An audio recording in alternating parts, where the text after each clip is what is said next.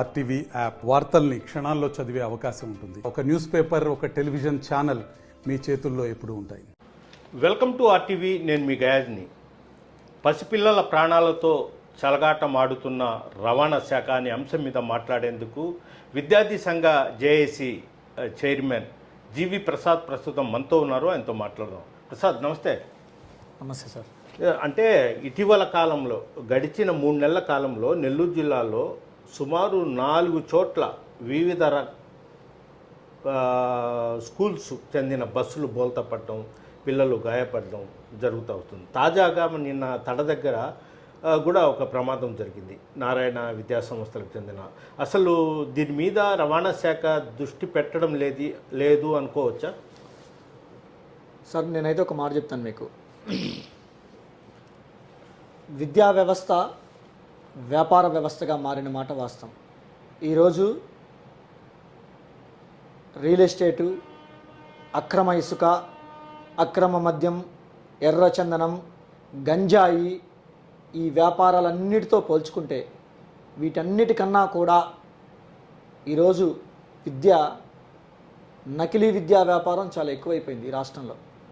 ఆంధ్రప్రదేశ్ రాష్ట్రంలో కొన్ని సంస్థలు నకిలీ విద్య అంటే ఈ వ్యాపారాలు ఏవైతే ఉన్నాయో, నిషేధిత వ్యాపారాలు ఏవైతే ఉన్నాయో, ఈ నిషేధిత వ్యాపారాలను మించి విద్య ప్రభుత్వ నియమ నిబంధనల ప్రకారం చట్టాలకు లోబడి ఉండాల్సిన వ్యవస్థను సర్వనాశనం చేస్తూ వాళ్ళ ఇష్టారాజ్యంగా ఈరోజు విద్యను వ్యాపారంగా నకిలీ విద్యా సంస్థలతోటి ఈరోజు మార్చుకోవడం జరిగింది. అవును. ఇప్పుడు ప్రధానంగా ఏంటంటే, మనకు ఎక్కడైనా యాక్సిడెంట్ జరిగినప్పుడు మాత్రమే డ్రైవర్ మత్తు పదార్థాలు తీసుకుని ఉన్నాడు అంటే, లేదంటే మద్యం సేవించి ఉన్నాడు అంటున్నారు. అంటే ముందుగానే వాళ్ళు డ్రైవర్ని స్కూల్ బస్సులకు, అంటే చిన్నపిల్లల ప్రాణాలతో చలగటం ఆడే విధంగా కాకుండా మంచి డ్రైవర్ని ఎందుకు ఎంపిక చేయలేకపోతున్నారు? సార్, ఇక్కడ ఏమవుతుందంటే, ప్రతి స్కూల్ బస్ కానీ ప్రతి కాలేజీ బస్ కానీ 2016 మార్చి ముందు ఒక విధానం ఉంటుంది ఎఫ్సి, 2016 మార్చి తదనంతరం ఎఫ్సి ఒక సిస్టమ్ ఉంటుంది. 2016 సంవత్సరం మార్చి ముందు కానీ ఎఫ్సి అయితే ప్రతి సంవత్సరము ఆ బండి ట్రాన్స్పోర్ట్ కార్యాలయానికి వెళ్ళి ఎఫ్సి ఫిట్నెస్ మొత్తం కూడా చెక్ చేయించుకొని ఫిట్నెస్ సర్టిఫికేట్ తీసుకోవాలి. అలాగే 2016 మార్చి తర్వాత కానీ అయితే ప్రతి 2 సంవత్సరాలకు ఒకసారి ఆర్టీఓ గారి ద్వారా కానీ ట్రాన్స్పోర్ట్ అధికారుల ద్వారా కానీ బండి ఫిట్నెస్ మొత్తం కూడా చెక్ చేసి ఈ బండి కండిషన్లో ఉంది అనేటువంటి ఫిట్నెస్ సర్టిఫికేట్ తీసుకోవాల్సిన అవసరం ఉంటుంది సార్.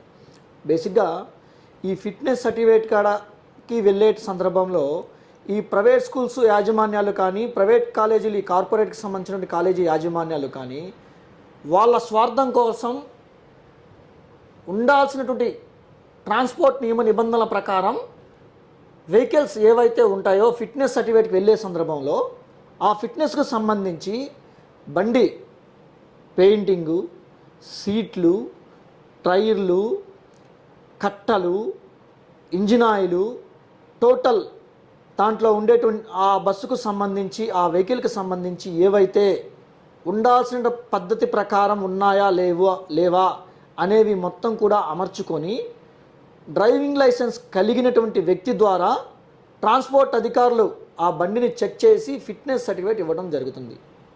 కానీ గత కొద్ది రోజుల నుంచి అంటే కొన్ని సంవత్సరాల నుంచి కార్పొరేట్ స్కూల్స్కి సంబంధించి కానీ, కార్పొరేట్ కాలేజీలకు సంబంధించి కానీ ఈ వెహికల్స్ ఏవైతే ఉన్నాయో ఈ వెహికల్స్ని ఫిట్నెస్ ఎఫ్సి అంటే బ్రేక్కి వెళ్ళే సందర్భంలో ఆ బండి సక్రమంగా తనిఖీ చేయకపోవడం, ఆ బండికి ఉండాల్సినటువంటి ఆర్టీఓ గారి ట్రాన్స్పోర్ట్కి సంబంధించినటువంటి నిబంధనల ప్రకారం ఏవైతే ఉండాలో అవి ఏమీ లేకుండానే వెళ్ళు ఫేక్ ఫిట్నెస్ సర్టిఫికేట్లు ఇవ్వడం జరుగుతుంది. వాటి మూలంగానే ఈరోజు గడిచిన 3-4 నెలల్లోనే 4-5 యాక్సిడెంట్లు ఈ జిల్లాలోనే జరిగాయి. అంటే ఈ 4-5 యాక్సిడెంట్లు ఈ జిల్లాలోనే జరిగితే రాష్ట్రం మొత్తం ఎన్ని యాక్సిడెంట్లు జరుగుతున్నాయి? అవును. అంటే రవాణా శాఖ అధికారుల లంచగొండితనానికి పసిబిడ్డలు ఈరోజు ప్రాణాలు విడిచే పరిస్థితిలో ఉన్నారు సార్ ఈరోజు.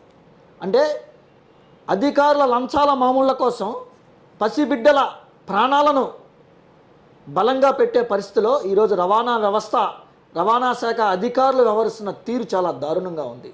ఎందుకంటే ఎప్పుడో ఒక స్కూల్ యాక్సిడెంట్ జరిగినప్పుడో లేకపోతే మళ్ళీ ఇంకొక స్కూల్ వ్యాన్ యాక్సిడెంట్ జరిగినప్పుడు విద్యార్థి సంఘ నాయకులుగా మేము ధర్నాలు చేయడం, వాళ్ళకి రిప్రజెంటేషన్లు ఇవ్వడం మామూలుగా జరుగుతుంది. ఒకటి ప్రసాద్, మీరు కేవలము ఏదైనా జరిగినప్పుడు స్కూల్ బస్సు బోల్తా పట్టడం లేకుండా ఇంకోటి జరిగినప్పుడు స్కూల్ దగ్గరే మీరు ఆందోళన చేస్తారు, స్కూల్ మీదే మీరు కంప్లైంట్ చేస్తున్నారు. ఎందుకు రవాణా శాఖ మీద కంప్లైంట్ చేయరు? రవాణా శాఖ గురించి అసలు నోరెత్తి మాట్లాడరు సార్. అనేక సందర్భాలలో జిల్లా కలెక్టర్ గారికి అయితేనేమి, DTC district transport commissioner DTC గారికి అయితేనేమి అనేక సందర్భాలలో అనేక స్కూల్స్కు సంబంధించి స్కూల్ బస్సుల మీద కానీ అలాగే అధికారుల మీద కానీ అనేక కంప్లైంట్ ఇచ్చిన దాఖలాలు ఉన్నాయి. నేను ఒకటే మాట అడుగుతున్నా ఈరోజు డిటిసిని కానీ ఆర్టీఓ గారిని కానీ, సార్ ప్రభుత్వ నిబంధనల ప్రకారం ప్రతి స్కూల్ బస్ కానీ ప్రతి కాలేజీ బస్ కానీ సీటింగ్ కెపాసిటీకి సంబంధించి ఉండేటువంటి సంఖ్యకు కాకుండా అధిక లోడ్ చేసి విద్యార్థులను ప్రయాణం చేస్తున్న వాహనాలను ఈ రోజు వరకు ఒక్క ట్రాన్స్పోర్ట్ అధికారి కూడా ఆపి తనిఖీ చేసినటువంటి దాఖలాలు ఈ మధ్యకాలంలో మనం ఎక్కడా కూడా చూడలేదు సార్.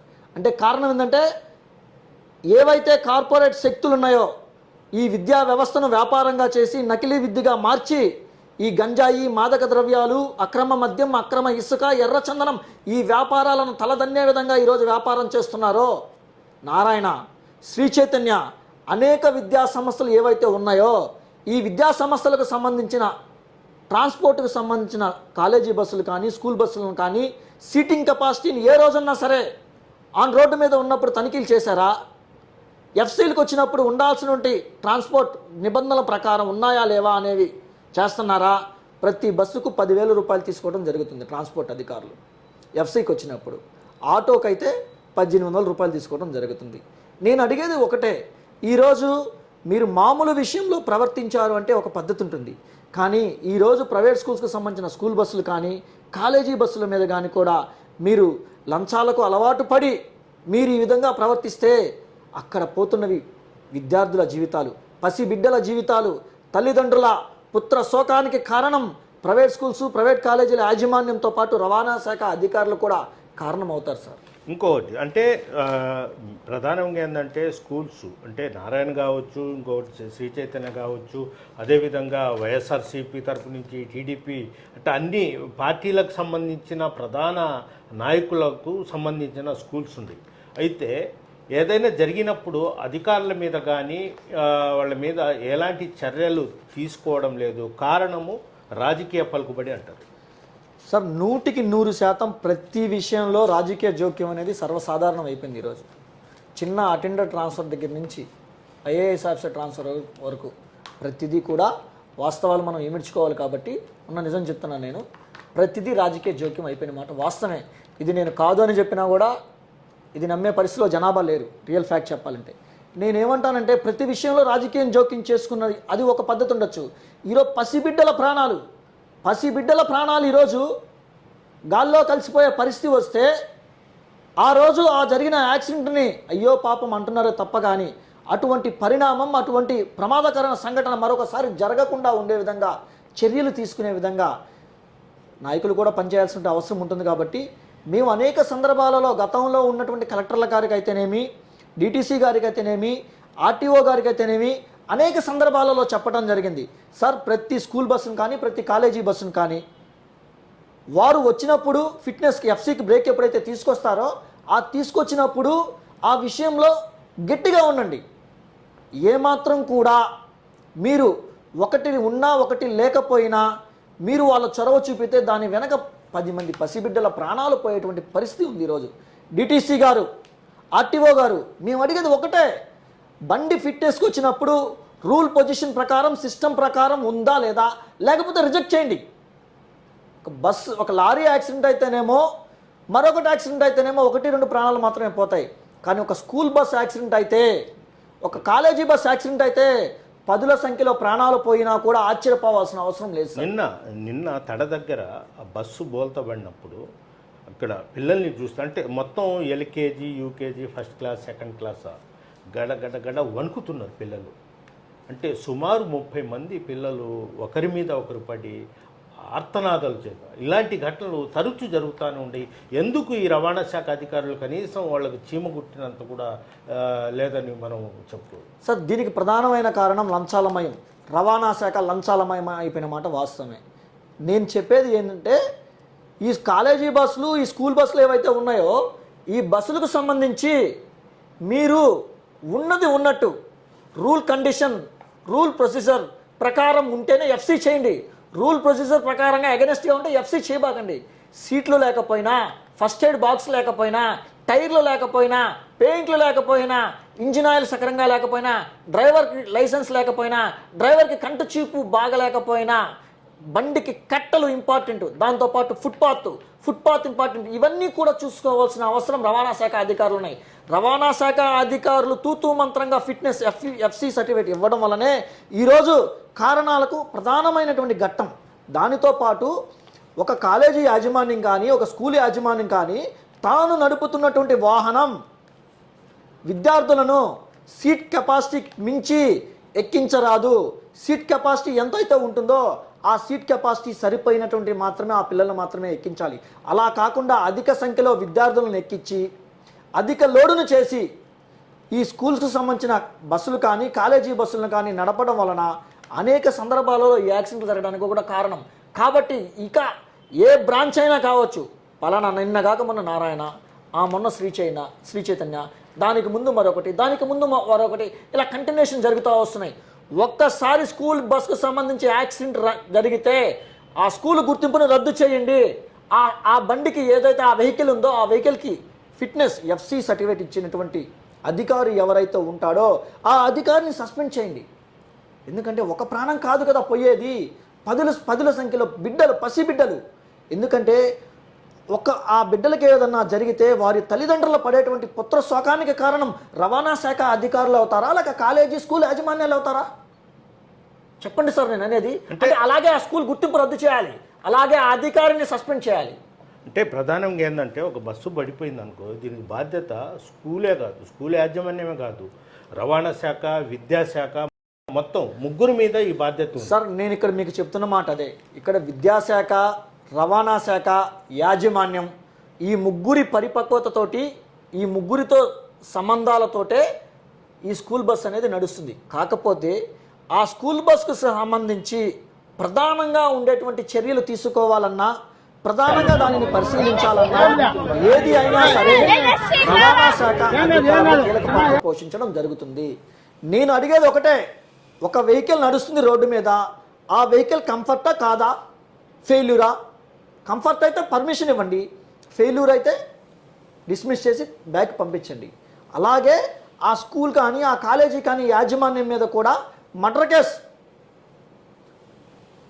ప్రమాయించండి. అలాగే ఆ స్కూల్ గుర్తింపును కానీ ఆ కాలేజీ గుర్తింపును కానీ రద్దు చేయండి.